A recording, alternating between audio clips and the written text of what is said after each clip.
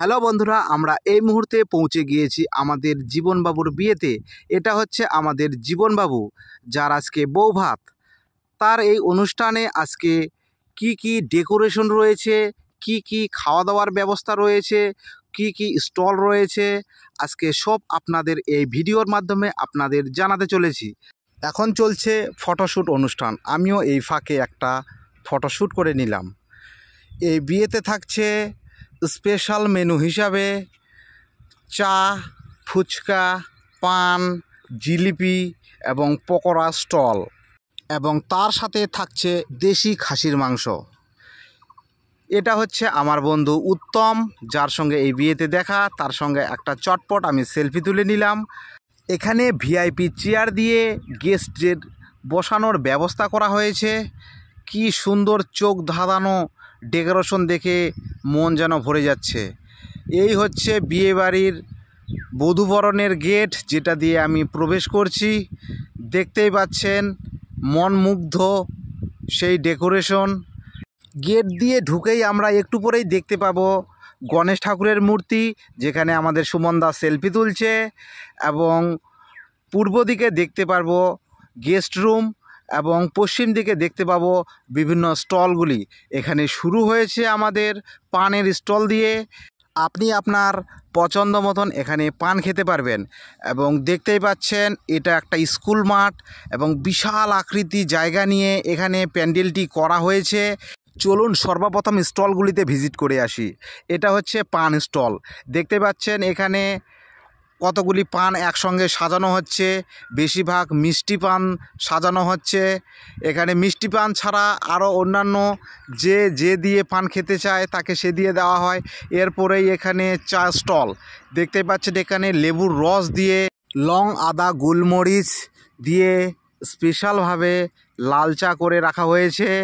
এখানে আসতে হবে আর কাপ নিয়ে চা খেতে হবে। বেশ, তারপরে রয়েছে আমাদের ফুচকা স্টল। এখানে আমাদের এক সুন্দরী দিদা যে ফুচকা খেতে শুরু করেছে। এই ফুচকার ভিডিও করতে করতেই যেন আমারও জিভার মধ্যে জল চলে আসছে, কেননা আমিও বেশ ফুচকা ভক্ত। তাই বেশ কিছুক্ষণ ভিডিও করার পর আমিও খাওয়ার একটা সিদ্ধান্ত নিলাম। অতিরিক্ত ভিড় থাকার জন্য পাশেই রয়েছে আরেকটি ফুচকা স্টল, যেখানেও বেশ টক ঝাল মিষ্টি স্বাদের ফুচকা দেওয়া হচ্ছে। এবং এর পাশে রয়েছে আমাদের জিলিপি স্টল, যেখানে জিলিপি প্লেটের মধ্যে সাজিয়ে রাখা হয়েছে, এবং যে যার চাহিদা মতো জিলিপি নিয়ে খাচ্ছে।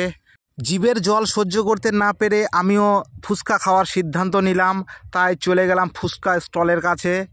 দেখি তো কেমন স্বাদ। আহা, কি খাইলাম যেন জন্মান্তরে ভুলিব না।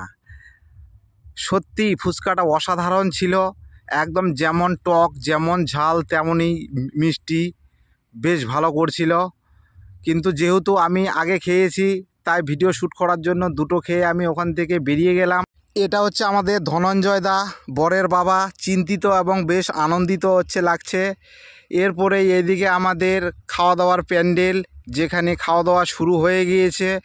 এখানকার স্পেশাল মেনু হিসাবে থাকছে লেবু, স্যালাড, চপ, মুড়িঘণ্ট, সাদা ভাত, মসুর ডাল, ছেঁচড়া, খাসির মাংস এবং টক দই মিষ্টি। এখানে আমার একটা পিসির সঙ্গে দেখা হয়ে গিয়েছে। এর নাম হচ্ছে পিঙ্কি পিসি, যে এই মুহূর্তে বেঙ্গালুরু থেকে নার্সিং করছে। এপাশে বিয়েবাড়িতে নাচার জন্য স্পেশাল ডিজের ব্যবস্থা করা হয়েছে। এখানে খাওয়া দাওয়ার পূর্বে এবং পরে সবাই সবার ইচ্ছা অনুযায়ী গান চালিয়ে নাচ করে যাচ্ছে। এবং এই মেয়েদের নাচের পর তারপরে শুরু হয়েছে আমাদের ছেলেদের নাচ। বুঝতেই পাচ্ছেন ছেলেদের নাচ একটু কী রকম হবে। বিয়েবাড়ির নাচগুলো বিশেষ করে এই রকমই হয়, এর থেকে ভালো আর আশা করা যায় না।